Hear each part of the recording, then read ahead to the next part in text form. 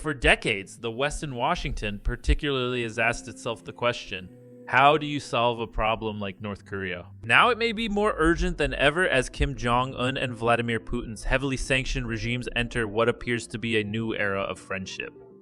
But the US, it appears, is out of ideas. Details of any deal Moscow and Pyongyang may have struck are scant, but the biggest concerns are over the possibility of Russia sharing technology, particularly involving ballistic missiles or nuclear submarine systems. So far, Washington has responded with derisive swipes.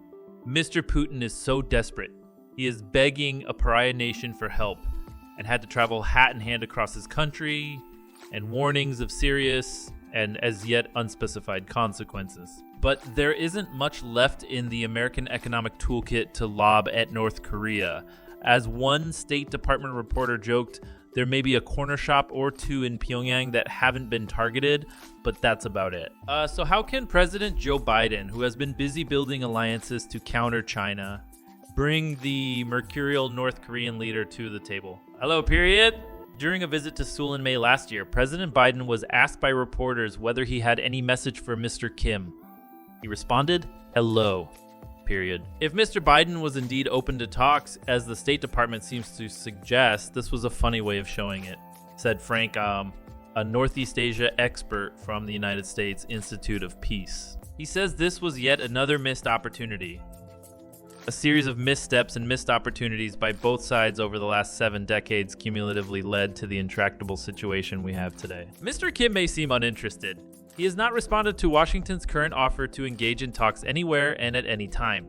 But he has also done his best to prove that he's a worthy threat as he continues to build his nuclear arsenal. He has carried out more than a 100 missile test since 2022 and has twice tried and failed to launch a spy satellite.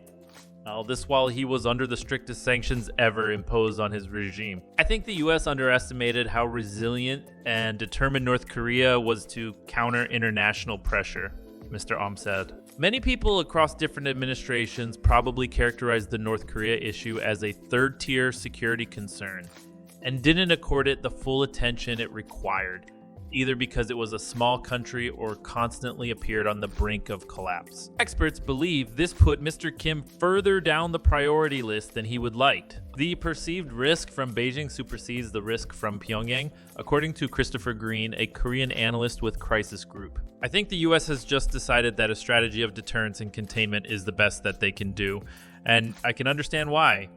We are in a situation where North Korea can rely on Russia and China more than has been the case in decades. What exactly does the US have that North Korea would respond to? He says creative diplomacy would be welcome, but adds, I don't think there's a way forward right now. Fire, fury, and friendship. In 2017, Pyongyang claimed it had successfully created a miniaturized hydrogen bomb designed to fit inside its missiles, a major step in its nuclear ambitions. Then US President Donald Trump threatened North Korea with fire and fury like the world has never seen, ramping up tensions. Mr. Kim then declared he had a complete nuclear arsenal and a button on his desk, a deadly threat that he hoped to leverage down the line to get relief from sanctions. Mr. Trump eventually offered him unprecedented talks, and the two first shook hands in Singapore in June 2018. While this may count as creative diplomacy, both leaders appeared to have come to the 3 meetings they had in Singapore, Hanoi, and at the Korean border, prepared to negotiate. But those summits transformed diplomacy between North Korea and the US. They raised expectations in Pyongyang that all it took for a deal to happen was face-to-face conversation, and it offered Mr. Kim a diplomatic spectacle just a year after he had shown off his military might. The pivotal moment came at the Hanoi summit in February 2019. Mr. Trump reportedly offered Mr. Kim partial sanctions relief.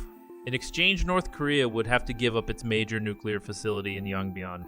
Mr. Kim ignored that offer, according to John Bolton, Mr. Trump's then national security advisor. He then had a very long train journey back home with nothing to show his people. There was a third meeting later that year in the demilitarized zone DMZ, an area that divides the two Koreas.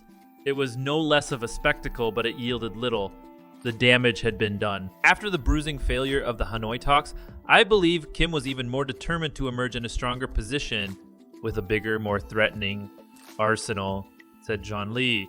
a North Korea expert who opened the Associated Press's first bureau in Pyongyang. He was surprised that his arsenal wasn't enough in 2018 and 2019 to compel the US to make a deal. He has used the time during the 3 years of COVID isolation to recalibrate and build up an arsenal that he believes will put him in a better position and give him better leverage, and he may be waiting to see what happens with the next US election. In the chance President Trump, with whom he has a strong rapport, maybe back in the White House. The Beijing factor. Since the Trump-Kim summits, China has undoubtedly emerged as the thornier concern for Washington. Mr. Biden and his administration have made a huge diplomatic push in Asia. From restarting high-level dialogue with China to strengthening alliances and increasing their influence in the region. But it appears to have come at the cost of ignoring North Korea for too long, and to the point where there seem to be no diplomatic channels. Meanwhile, Beijing, which still has a relationship with both Moscow and Pyongyang, is also a crucial player in US calculations regarding North Korea. For one, it likes stability in the region. Greater cooperation between Russia and North Korea could bring more US military assets to East Asia, which Beijing will not want. Mr. Xi has also tried to position himself as a global peacemaker and has outlined a Chinese solution to the war in Ukraine. He would not want to be seen supporting Pyongyang or Moscow in any efforts which might prolong that war. On the other hand, China might also see a Russia-North Korea alliance as a way to counter US influence in Asia. I can imagine a lot of the reporting around a possible North Korea, China and Russia relationship could revolve around a new Cold War narrative, Mr. Green said, but dismissed it as an oversimplification. I suspect that Kim Jong would like to diversify his relationships and play China and Russia off against one another to get what he needs, he added. What the US needs to do now is look at what opportunities that may offer them.